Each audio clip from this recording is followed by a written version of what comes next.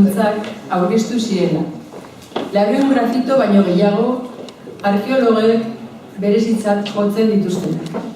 Eta ia 8 urte dira batzorde zientifiko laguntzailea deiturikoak faltsutzat jo eta Arabako Foru Aldundiak Lurmen enpresako arkeologoak auzi-bidean jarri zituela. Benetakoak, faltsuak, eztabaidak bereganatu du auzia, egun beltz haietatik gaur arte. Kontua da, harrezkero, gaira hurbildu eta grafitoak sakon aztertu dituzten ikerle guztiak ondorio berdinera heldu direla.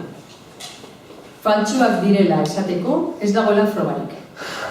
Une honetan, benetakotasunaren aldeko 20 txosten baino gehiago irakur daitezke. Hainbat herrialdetako ikerleek sinatutakoak.